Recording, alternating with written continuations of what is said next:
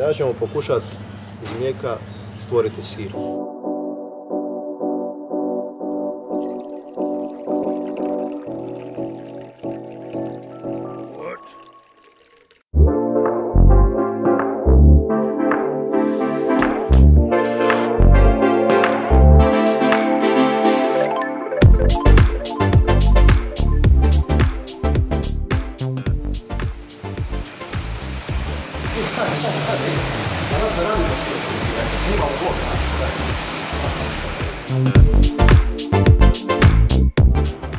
Znači sve počinje ovdje, naši vrijedni kooperanti nakon svake jutarnje, večernje mužnje donose mlijeko ovdje u siranu, mlijeko sabiramo i idemo dalje. Nakon što smo skupili mlijeko šaljemo na termičku obradu.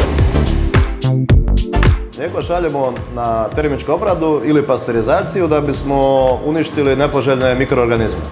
Ovisno o vrsti sira, neko mlijeko za taj sir pasteriziramo, neka samo termiziramo, a neka uopće ne prolaze termičku obradu. Tako, na primjer, radimo paški sir iz sirovog mlijeka koji ne prolazi termičku obradu, nego koristimo njegovu prirodnu mikrofloru. Mlijeko nakon pasterizacije ide u uzgotovljač i u uzgotovljaču se mlijeko pretvara praktički u sir. Prva faza pretvaranja mlijeka u sir je sirenje mlijeka, a to se događa zbog jednog posebnog enzima koji se naziva sirište. Znači, nakon što je mlijeko dospjelo unutra na 33 stupnja, stavljamo sirište unutra i mlijeko se posiri.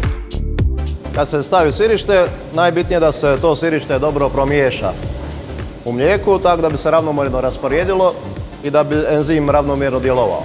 Ako se radi o termički obrađenom mlijeku, moramo obavezno dodati u mlijeko mljekarske kulture, odnosno mikroorganizme, to jest bakterije. Mljekarske kulture su uz sve ostale postupke, ali mogu slobodno reći, najvažniji faktor pri odabiru proizvodnje vrste sira.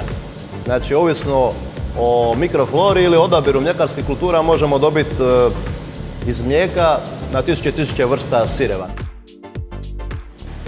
Nakon dodavanja sirišta i kultura čekamo otprilike oko 45 minuta da se enzim sirišta djeluje i da se mlijeko posiri. Nakon što se mlijeko zgrušalo, pristupamo rezanju sirnog gruša i idemo na rezanje sirnog gruša da dobijemo sirna zrna koja su veličine između veličine pšenice i graška.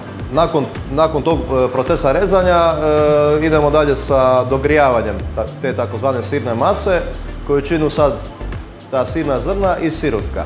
Nakon dogrijavanja idemo na sušenje zrna i onda provjeravamo da li je zrno dovoljno suho. I ako je zrno dovoljno suho i elastično, onako kako mi tražimo da bude, onda ide na punjenje. Evo, možemo pogledati malo kako to izgleda. Znači, sirno zrno ide u kalupe na punjenje, a sirutka se odvaja za skup.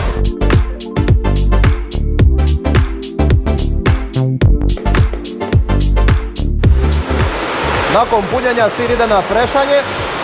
Na prešama stoji, ovisno o vrsti sira, od 2 do 4 sata. I nakon što smo sir isprešali, iz njega izađe višak sirutke, formira se forma sira i onda nakon toga ide sir u salamuru.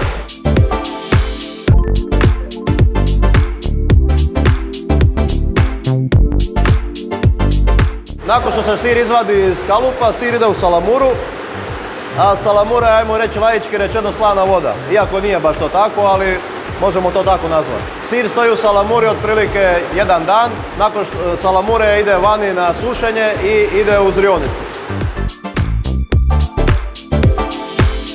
S obzirom da je paški sir s oznakom izvornosti na razini Europske unije, prati se vrlo strogo sljedivost u proizvodnji i točno se zna koja sirana je napravila koji paški sir. Znači, nema muljanja kod paškog sira.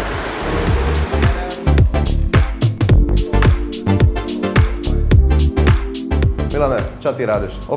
Opet neki novi sir činiš, ča ti je dosadno? Igram ovoga stvara šastnih plodova.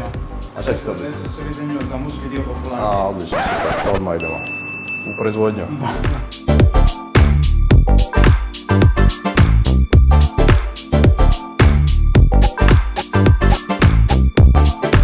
Nakon salamure sir ide u zrionicu gdje nastavlja svoj proizvodni proces. Ovisno opet o vrsti sira, sir može zriti od 15 dana pa sve do 2 godine. Kad je sir u zrjonici, nije priča gotova, znači nije da samo stavimo sir u zrjonicu i da je to. Sir treba održavati, znači treba ga redovito kretati, u početku sve češće, kasnije rjeđe, treba ga prati od plijesni i treba ga uljeti. Naravno, isto tako bitna je i uvjeti u zrjonici, znači određena vlaga i isto tako određena temperatura.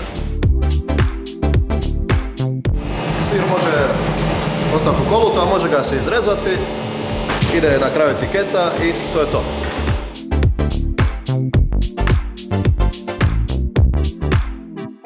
Evo, to bi bilo to. Nadam se da ste danas naučili kako se radi sir. A ako niste, još bolje, imate dobar sir u Gligorač izvan Deli trgovinama za kupiti. Bog.